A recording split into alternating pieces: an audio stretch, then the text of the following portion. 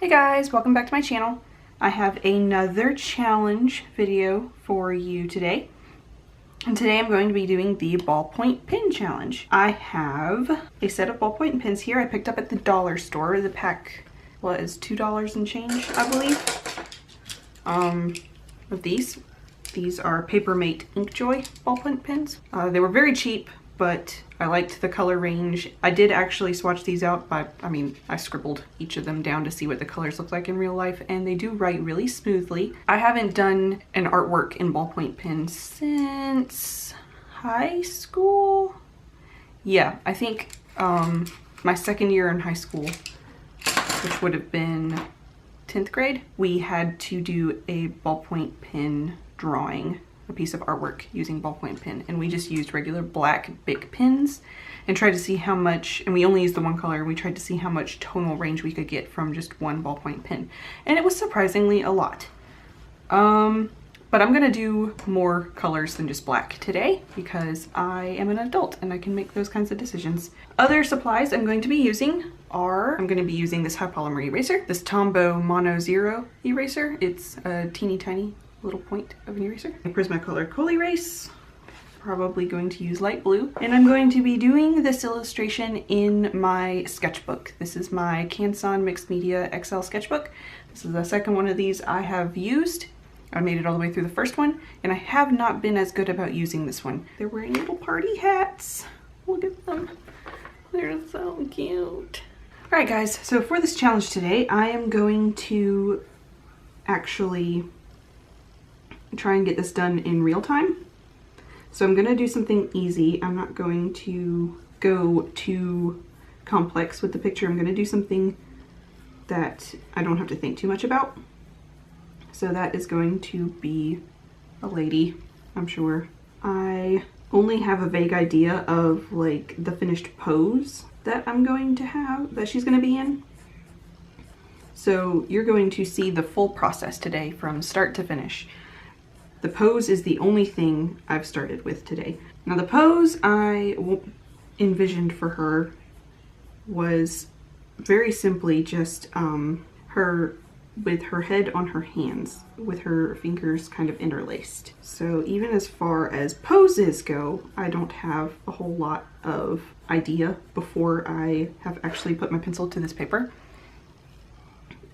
I guess I'm going to make her kind of voluptuous because that seems to be what she is so far. I'm just gonna go with it. I always draw through when I am getting the anatomy down, and I always draw a body without clothes on first. Without clothes on, you get a better idea of how the pose is gonna end up looking. That is a tip I have for you guys today. And then add clothes on top. That way you know where the fabric is going to fall. So I guess basically I'm just going to, she's just gonna be standing here. So let's see how voluptuous I can make her. There I have the basic figure down. I'm going to curve up her elbows a little bit more because I can show her shoulder that way. No, that's her shoulder. Ignore this. Just so that she's not so pointy in the elbow region.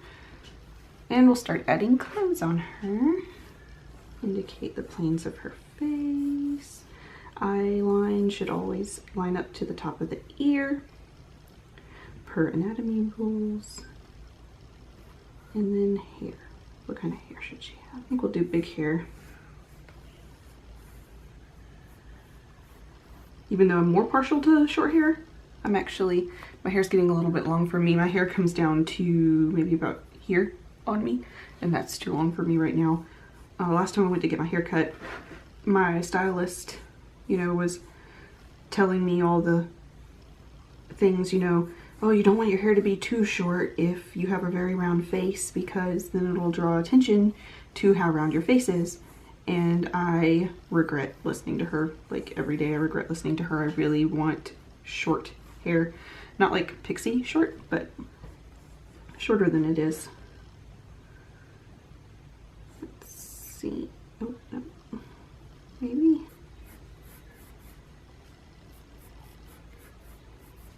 There we go. Indicate a person's eyes are spheres, not like the eye shape you see on somebody is not the shape of their eyeballs. So eyes are always spheres inside the head, and then there are lids that go over them. So if you have issues getting eyes even on a head, I suggest trying with the circles first to indicate where the eyeballs are, and then draw the lids around. You can even draw the pupil and iris of the ball before you add the eyelids, and I really find that it helps when trying to figure out where exactly the eye shape should be. You guys are getting all sorts of little tips and tricks in here today. And then a mouth, and we are almost ready to start with the actual ballpoint pens. I'm just going to get some quick indications here of clothing. I always find that the most pleasing outfits are the ones that are balanced as far as like fit. I always prefer to see an outfit that is either tight on top and loose on the bottom, or loose on top, tight on the bottom. And that's how I dress myself in real life too. I just think it looks nicer and indicates, since this leg is forward and this is the front plane of her thigh, that's going to be the most, the farthest towards the viewer here. We just kind of indicate that the skirt is going to be tighter here over her thigh. So we'll make it loose everywhere else, and the actual pleats will be farther apart here. And then of course the pleats will be tightest up here where the planes are farthest away from the viewer, where they are bunching in around the figure. All right, so now we're gonna get here with the ballpoint pens.